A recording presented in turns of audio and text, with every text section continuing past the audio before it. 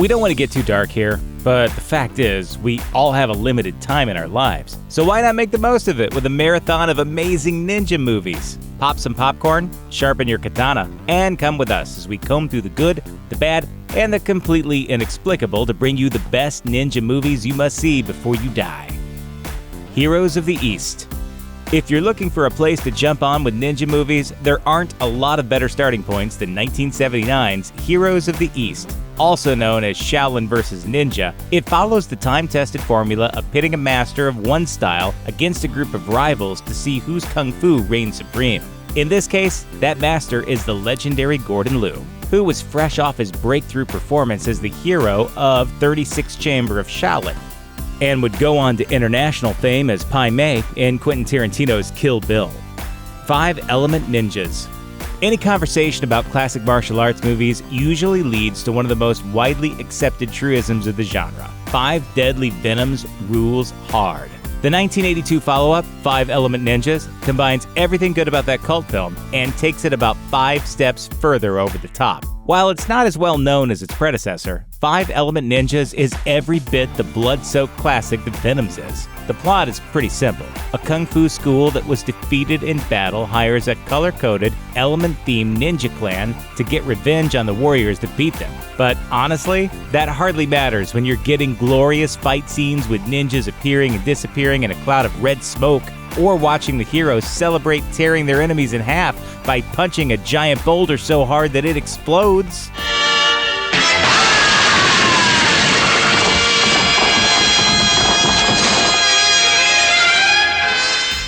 Ninja 3: The Domination. If you want to see the 80s ninja explosion in all of its bizarre high-concept glory, you need to go straight to the third entry in the infamous Cannon Films Ninja Trilogy. That's not to say Enter the Ninja and Revenge of the Ninja aren't worth seeing, because they definitely are. Now, wait, Ninja, wait. Why don't we speak like civilized men? But the first two aren't necessary to enjoy Ninja 3: The Domination. After the opening that finds a ninja launching a wildly violent assassination attempt on a golf course, the mysterious warrior ends up dead, but not before his soul possesses an aerobics instructor who suddenly finds herself unwillingly moonlighting as a deadly assassin. It's a twist on the usual ninja movie setup that combines martial arts action with the setup of a horror movie, and the end result is pure 80s madness. American Ninja 2: The Confrontation. If you're only going to watch one of Cannon's American Ninja films, and let's be real here, you should definitely only watch one. The second installment is by far the best. Michael Dudikoff returns as an Army Ranger named Joe Armstrong, who's investigating the disappearances of a handful of Marines from a military base in a Caribbean paradise with his sidekick, Curtis Jackson. It turns out those abducted jarheads are being brainwashed and genetically altered into an army of super ninjas, which means Armstrong and Jackson have to ninja their way through an entire base of brainwashed bad guys to blow up the entire operation. It's goofy, full of bloodless knockouts and over-the-top twists, but all of that adds up to a movie that's uproariously entertaining. Just make sure you don't follow it up with the incomprehensible American Ninja 3 Blood Hunt. Pray for Death. On one level, Pray for Death is basically just Death Wish with Charles Bronson swapped out for Sho Kosugi. Look a little deeper though, and there's something in here that's a little bit smarter than your average ninja revenge story.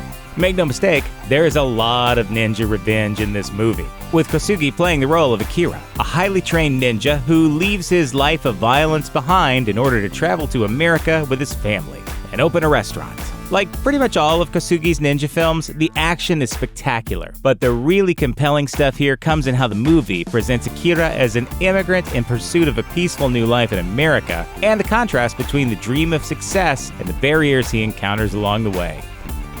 Ninja Assassin. On the off chance that you were worried Sho Kosugi had stopped being a total badass after the 80s, don't fret. In 2009, his starring role as the villain of Ninja Assassin proved that he definitely still had it. Produced by the Wachowskis and directed by James McTeague, Ninja Assassin cast Kosugi as Lord Ozunu, the ruthless head of a ninja clan that trains orphans from birth to become killer ninjas. Unfortunately for Ozunu, his chosen successor, Raizo, goes renegade, setting the stage for exactly the kind of beautiful, visually stunning fight scenes that you'd expect from people who brought you The Matrix. The Octagon. If you only ever watch one Chuck Norris movie in your life, well, it should be Lone Wolf McQuade, if only because Chuck Norris drives a pickup truck out of his own grave.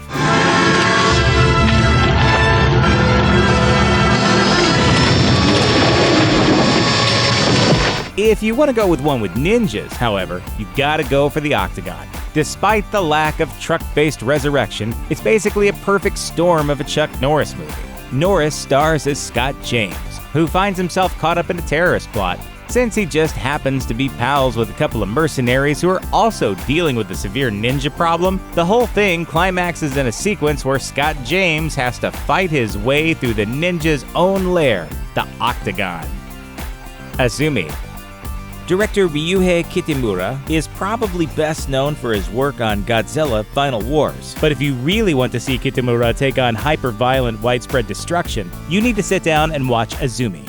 Based on the manga of the same name, Azumi offers incredibly stylish action, with practical effects enhanced by CGI that only rarely ends up feeling silly. And there's a twist at the end that's truly delightful for fans of ninja action. Iso.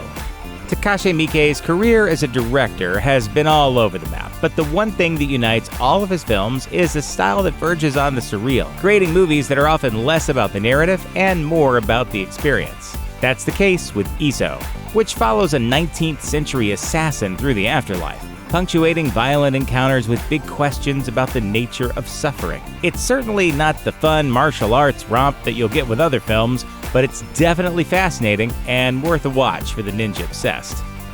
Miami Connection. Made with a minuscule budget in 1987 by amateur filmmaker, martial artist, and Dragon Sound rhythm guitarist YK Kim, Miami Connection received incredibly poor reviews on its initial release, but became an instant cult classic after it was unearthed by the Alamo Drafthouse in 2012. It's easy to see why, too. The tortured drama, energetic amateur acting, and spectacularly weird plot of a synth-pop band of martial artists throwing down against a bunch of cocaine-dealing ninja bikers all add up to an incredible amount of weird charm that more than makes up for what this movie lacks in technique.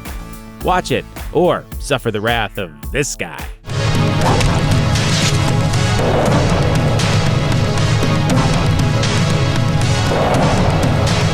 Thanks for watching. Click the looper icon to subscribe to our YouTube channel. Plus, check out all this cool stuff we know you'll love too.